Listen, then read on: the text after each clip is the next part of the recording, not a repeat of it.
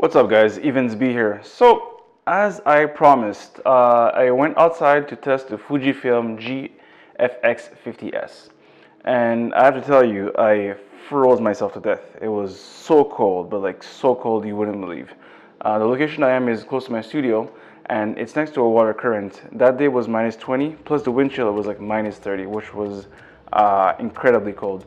If you don't know, I live in Montreal, Canada, and the weather tends to get that really cold. So again, I went outdoors to do the test. I hope you appreciate this, guys. So I'll be commenting through that video. So as you can see from the video, what I'm first trying to do is just teaching my assistant, or actually my brother that came to help me out with this video, and how to position the light. So the reason being is I want to get started with a comfortable position where I know where I'm heading, I know my lens, I know the length, I know exactly what I'm getting by using the same gear that I'm usually using. So for this video, I'm using the on the D10, the regular trigger, the small form, paired again with my Godox 8600 and a Policy Buff medium size Octa. I think it's about 35 inches. So the reason why I went outside to do this video is, yeah, the studio was really nice and I appreciated it. But the thing that really surprised me about this camera is when the Fuji rep told me, do you know that you can do HSS with the GFX50S? And I was like, what? A medium format that does high-speed sync? I never heard of that.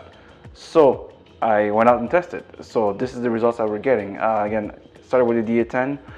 For the Fujifilm, I had to use a different trigger that I usually use. The XT1 or the XT is a flat form of a trigger, which covers the dials that are on top of the Fujifilm. So if you remember correctly, the Fujifilm has two dials for the ISO and the shutter speed, and the aperture is on the lens. So to fight that, I had to borrow the R2 Pro trigger, which is a 45-degree angle. So your camera will be like this, and the trigger will be sitting like this, which is again really convenient if you want to get the controls fast versus messing around the camera.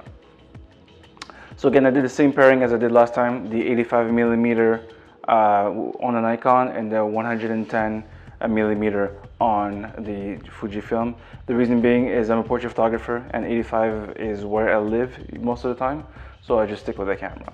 Does high-speed sync work with the Fujifilm GFX50S? It actually does. In this video, I kind of messed it up because it was just so cold. Guys, so cold. It was -20, that is the base temperature, and then at the wind chill, it was -35. So my brain was just like on operation mode. We are getting those shots and we're getting out. And everything is metered at 1/1000 at f2 with the lens and f1.8 with the Nikon and ISO 100. But again, I'm happy to report that the Fujifilm really outperformed my thoughts that a medium format could do outdoors.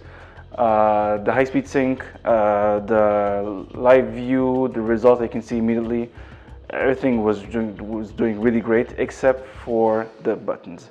I said in the other video that I kind of predicted that the access to the buttons was really difficult. There was no, I mean, with my gloves, I had to wear some thick gloves because that body is metal alloy, which is it gets really cold, and accessing the buttons if I wanted to make some changes in the camera was really difficult. I was pressing the button, the shutter button, to get something. The autofocus button also, I was fighting to find it because one, because I couldn't feel it, and two, it was not, again, it's so shallow that I had to fight to find it. Once you find it though, the autofocus is snappy, so that's a great thing for this camera. It could have been much slower, but it wasn't, and performed super well. The HSS, I never lost a frame. I never had those damn black bars. Autofocus was really crisp because I think this camera performs a bit better when you have a lot of light available, so you could focus faster. And this time I left the eye autofocus on just so I can understand how the camera works, and actually it performed beautifully. So A1 for that. I have zero complaint. But compared to my D10, the question again remains, am I gonna buy it? Probably yes, and I'm saying that with a big question mark, because yes, it's a better camera. Yes, it has all the bells and whistles that the newer camera, the new mirrorless has. But Fuji made an announcement today, February 11th, that they're coming out with a 100 megapixel camera. Oh Lord, what am I gonna do? Do I keep my, do I buy a camera that costs about roughly $6,000 Canadian, and then wait for a year and a half, and then the 100 megapixel comes out for about 10,000 US, so about 13,000 Canadian?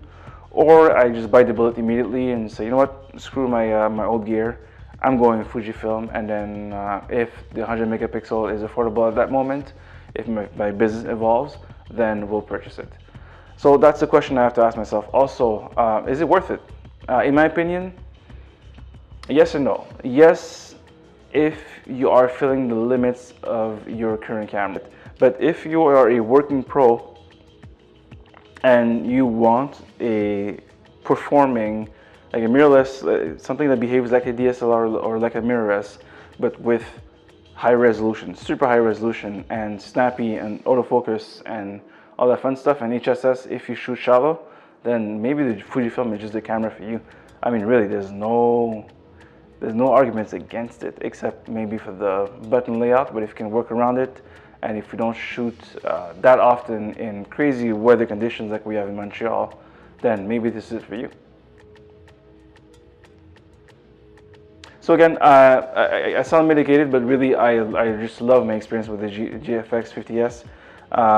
If I have to make a recommendation, I would go actually for the new GFX50R, which is the new version, but has maybe less bells and whistles, but it's just so cheaper, so much cheaper than the 50S, which is the older version of the camera, but has a display, has this, has that, and you're getting the same sensor, the same lenses, the same everything, except you don't have a top sensor, and you cannot change the viewfinder.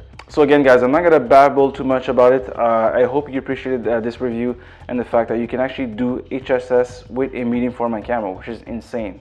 It's an experience like no other doing HSS, because we're used to it with DSLR. It's pretty much an acquired thing, except if you have a lower end DSLR. Anything over, let's say, the 80D, if you're Canon, I think, or the D700. And Nikon can actually do HSS without a problem, but doing it with the medium format with such big high files and easy to retouch and snappy autofocus is an experience that I wish you can have pretty soon. So that's it. Hope you appreciated this. If you have any questions about the GFX 50R or 50S that I did not answer, please fire them in the comments below, and I will see you in the next video. Cheers and good luck.